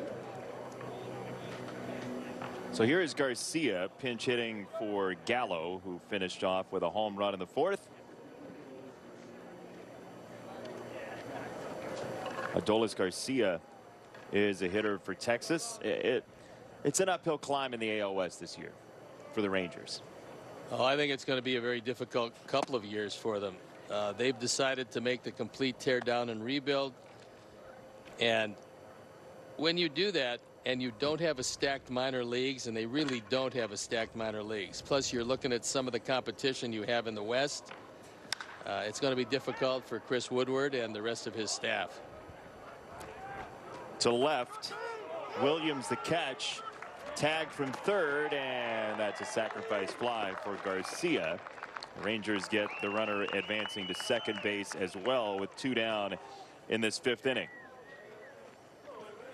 But they've got a new general manager. It's Chris Young, a former player who interviewed for a couple of jobs, and he gets to go back home and general manage a team that he played for. He played for a few of them, but he came out of the commissioner's office. He's one of those former players that will have an emphasis on analytics and statistics, and very smart guy. And I think that he will do a really nice job there, but patience is going to be the key under John Daniels. To shortstop Zach Remillard, and Jose with the pick to end the top of the 5th inning. So the Rangers get a run, and we'll go bottom. They got 2 runs actually. Maybe I should fill that in on my book. 5-3, bottom 5 next. Step 1. Well, game of catch for yourself out there in left field. Very nice. Get the best value on our private diamond suites with a 5 or 10 game suite pack. Perfect for spending time with family and friends or entertaining employees and clients. For more information, call or text 312-674-1000 or go to whitesox.com. Tyler Phillips is the new pitcher for the Rangers out of lovely Pennsauken, New Jersey. Rangers have the lead, a couple of runs. And the Sox will try to come back, and Phillips, farmhand with the Rangers, 16th round pick in 2015. He'll face Yoan Moncada first in the bottom of the 5th inning. This is a 6-inning ball game here in spring training. It'll be Moncada, Abreu, and Vaughn, the 3 scheduled, and it looks like they will hit for themselves here in the 5th. So we'll get one more look at the 2, 3, and 4 hitters for the Sox in this 5th inning. We have not seen Eloy Jimenez so far out in left field here in spring training. Luis Robert was not in the lineup the other day during our telecast, but he played against the Angels yesterday. As this is up the alleyway in left center field, Moncada has extra bases to lead off the 5th. Easy power from Yoan.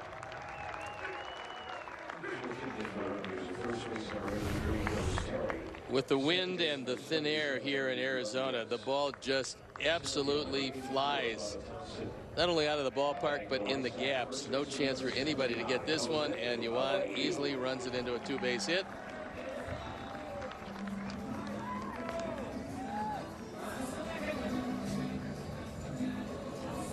Because of his ability to swing the bat from both sides of the plate and his dominance from the left side, he is so valuable in his resurgence to the White Sox this year. They need as much left-handed production as they can get with a right-hand laden lineup.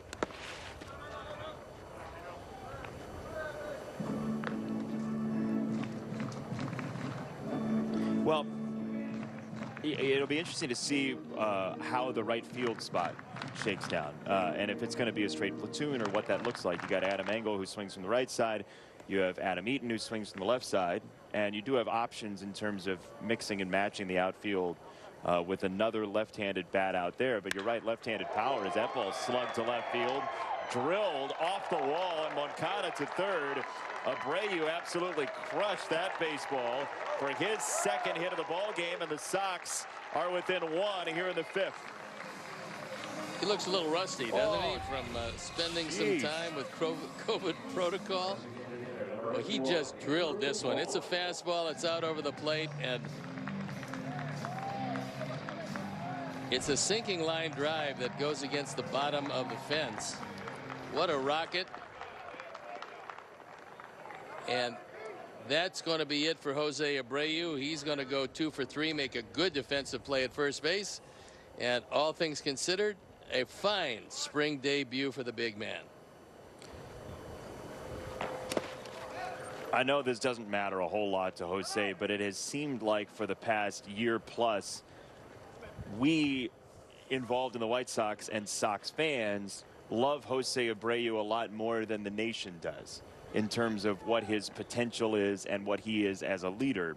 The MVP award certainly changes that, and the production, if it continues this year, will change that. I don't know that he much cares about that, but it seems like he gets undervalued as a headliner more often than not. Well, I think one of the reasons is that he came to the White Sox when they weren't a particularly good team. And so without seeing him in any postseason play, I think that has a tendency, even with the MLB package and all the ways to see it, and you know, the highlight reels and packages, you see him, but he's the kind of guy that you have to see every day to really appreciate what he can do. Because when you see his total game and you realize, one, he's a pretty good base runner.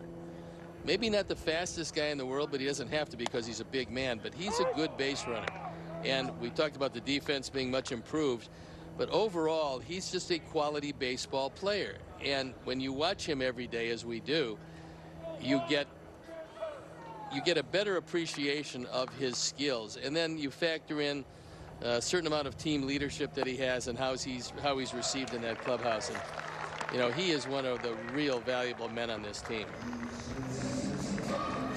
And you think about what the Sox have done with that Cuban pipeline as well, and I know it dates back to well before Jose Abreu with even Minnie Minoso, but with the White Sox, now it's, if you're a prospect in Cuba, this is the first team you think about. And that's really a good thing. So we believe that in the long haul is really going to benefit the Sox. Just take a look out at center field on a daily basis when Luis Robert starts to really figure it out, because he's frightening now. Wait till he understands what pitchers are trying to do with him. It's going to be something to behold. For a couple months last year, he was the clubhouse leader for the Rookie of the Year in the American League. Kyle Lewis surpassed him eventually. And we'll see him patrolling center field this year once again, as Williams takes the ball in the dirt. It's 1-1 with 2 on, nobody out for the Sox. Yeah, it looks like Tyler Phillips is going to be very happy about the 20 pitch rule this inning. You think that still stands with the later inning pitchers? I would think so.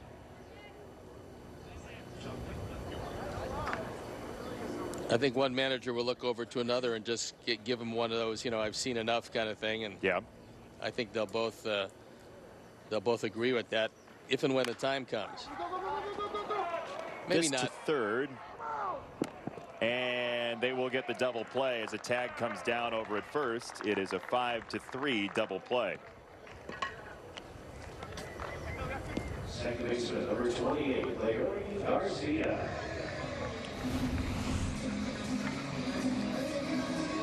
That's about the time you think that the pitches might be getting to the critical stage, you run into a double play.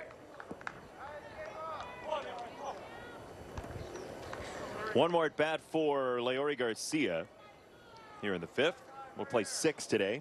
Scheduled for 6 innings, full 6 innings, no matter who's in the lead after 5.5. Don't believe we'd play extras. No, we would not play extras under any circumstances, except if you wanted to sharpen up your skills. Well, again, this, as you indicated. I won't be here, but you can stay and sharpen them up in your leisure. But you're actually flying out this evening. I am, yes. Thank you. Thank you. Would you like to give somebody my seat number too while you're at it? You want to?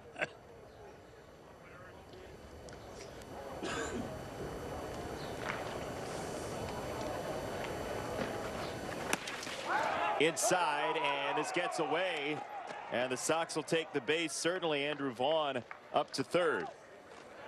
He didn't get a good look at it immediately. I don't think he knew that it had gotten away, and eventually the tip-off really is when the catcher starts running toward the stands.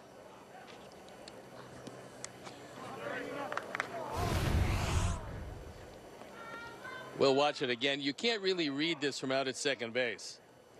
And then you see it got between his legs. That's when Andrew moved up.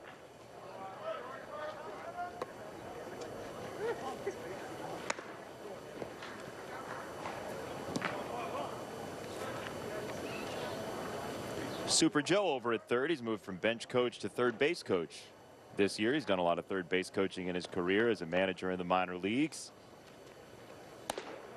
Up and out, 3-1 on Leury Garcia.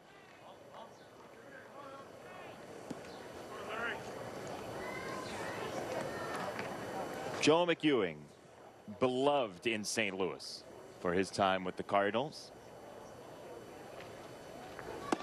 Outside, it's ball 4. Garcia is on as the Sox have a second walk in this, the 5th inning.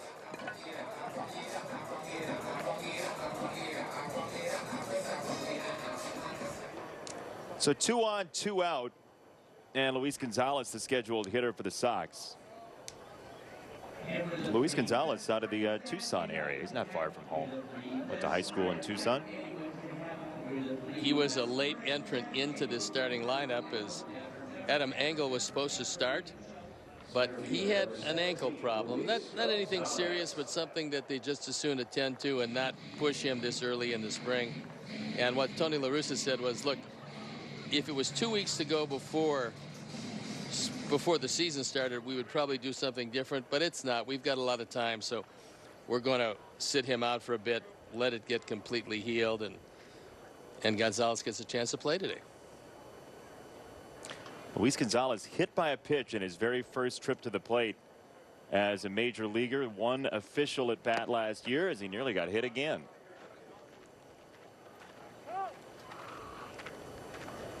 You know, the first ever Tucson area major leaguer was by the name of Lum Davenport, who played for the 1921 White Sox. So the Sox have the first Tucson-born player ever, and Luis Gonzalez, one of 3 Luis Gonzalez's to reach the majors, being from Tucson as well. I wonder if Lum knew that the Sox would eventually train in Tucson. To right field. We'll mull that over as the Sox tie the ball game at 5 here in the 5th.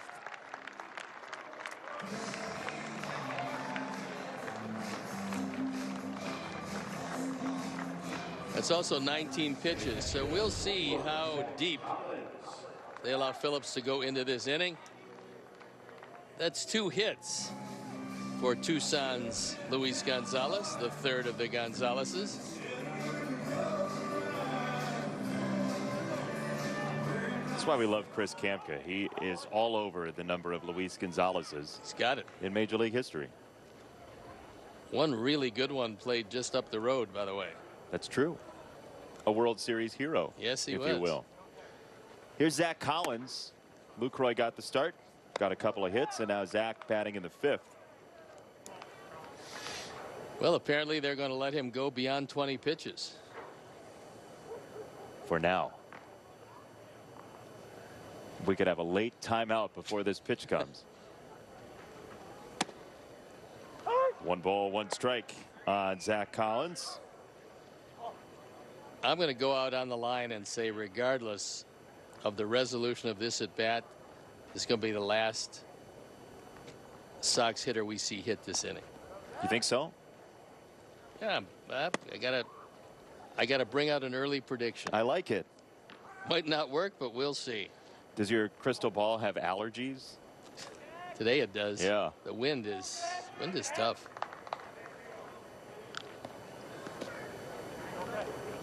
Two balls and a strike on Collins. And time call. Not to end the half inning, though. Not yet.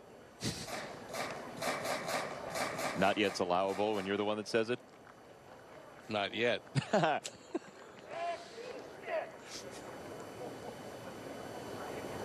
2 balls, 1 strike. Now 3-1 with the ball in the dirt. Blake Rutherford's spot next. Let's see if that comes up in the bottom of the 6th. Or otherwise, I'm at the edge of my seat, literally at the edge of my seat. They might let him go. I mean, are you hedging? You never hedge. No. Woodward with his lineup card.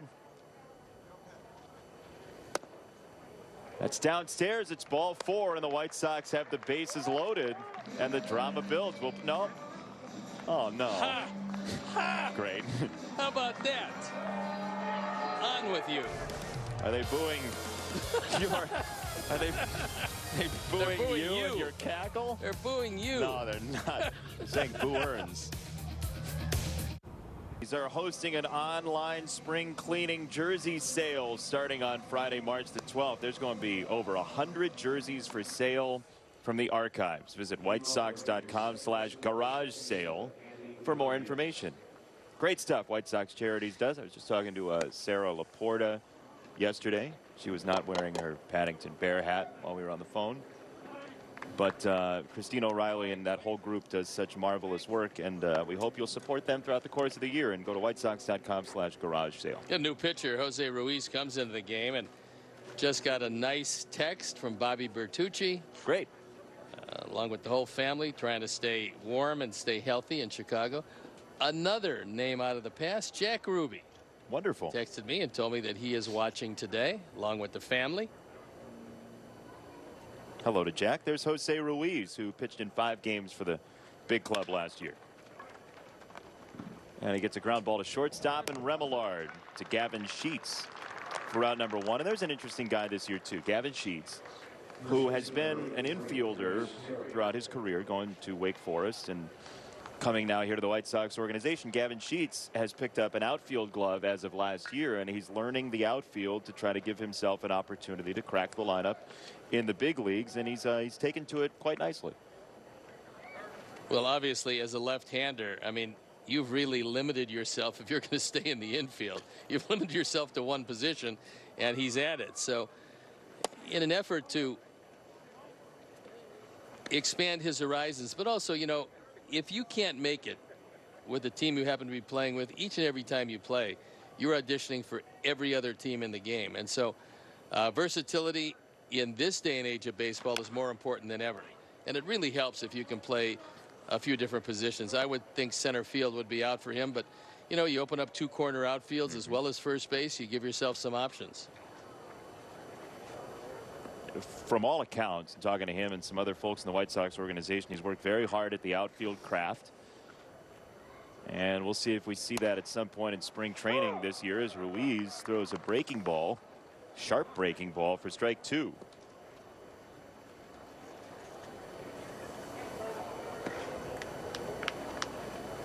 Curtis Terry, the batter for Texas. Blue on blue on blue. Gloves. Try out for Blue Man Group. I thought you were going to break into the Kenny Shepard song, but you didn't. You know, with these. That was one of your favorites of last year, as I recall. Steve's playlist is 3 songs on constant rotation, and he acts like he's never heard them before every time they come on. Remillard to the backhand side, and he has out number 2 across the way to Gavin Sheets. That was a nice play. Yeah, it was. Going to his right. Plenty of time to get it across, and he did just that. You're sure no extra innings in case of a tie after 6? I am absolutely, positively sure. I personally want more baseball instead of less. Well, I enjoy. Look, I mean, if they decide that they want to go 6 innings and an out, I'm all behind it. But I think 6 innings for this stage of the spring with no minor leaguers around, I think that that's just sufficient enough. Would you adopt that in future years, non-COVID? Early in the spring? Yeah. I guess it really depends on if they bring the minor leaguers to camp simultaneously, because that usually who inhabits these games early anyway. You know, you open up the minor league camp, you invite them to the game, they get a chance to play in a major league game, you get a chance to see them under these conditions. But without their presence, you know, you run a little thin with the guys that you've invited to your major league spring training. So yeah, I think it's a good idea. Great work by Ruiz. Couple of ground balls to short and a strikeout on a high fastball, and the Sox will swing it when we come back. Final half inning of our ball game, our 6-inning ball game. Training on NBC Sports Chicago is brought to you by your local Kia dealers. Enjoy the best views of the ballpark with an all-inclusive experience in premium seating. Ticket packages start at just 20 games and include flexible payment plans, postseason options, and more. For more information, call or text 312-674-1000 or visit whitesox.com. Bottom of the 6th inning. We believe we're going to play 3 outs no matter what. No matter what circumstance. Well, unless it's 20 pitches. pitch comes in. Yes, we've seen that a couple times.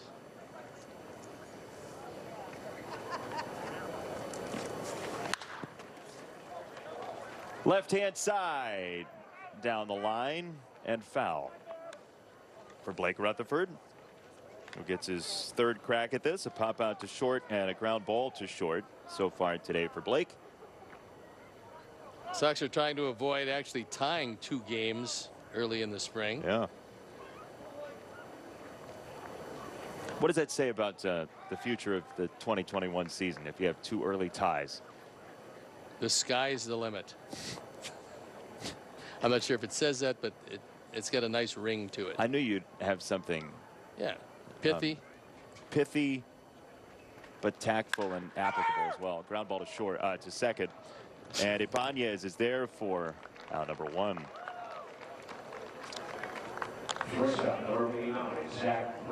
There's Zach Remillard, who's played a nice shortstop in back of Tim Anderson. Made a couple of good plays.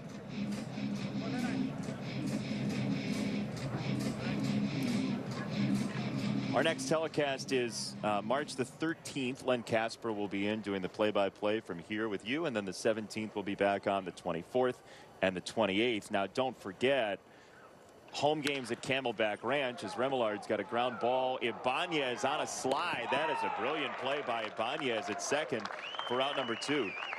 A nice effort sliding in, because you have a tendency for your head to move when you make a slide like that, and you got to stay with it. He did, got to it quickly enough and made the throw to.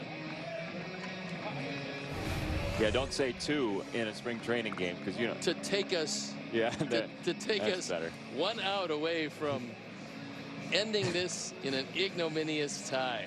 That would be if I was teaching a course on spring training telecast. Yes. Never say 2 blank, because you've boxed yourself in if you don't know who's playing that position.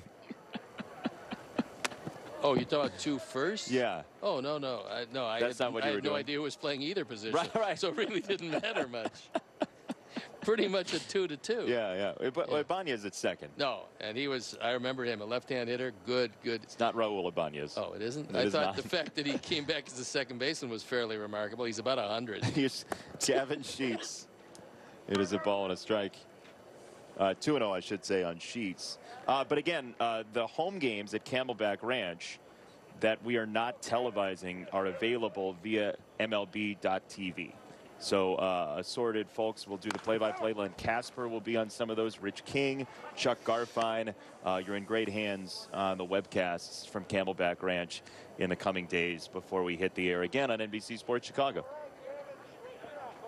I don't know if you know that Chuck has a podcast.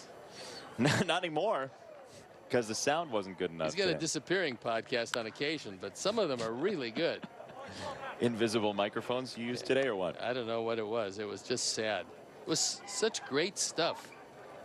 Here's our upcoming schedule on NBC Sports Chicago. Segue.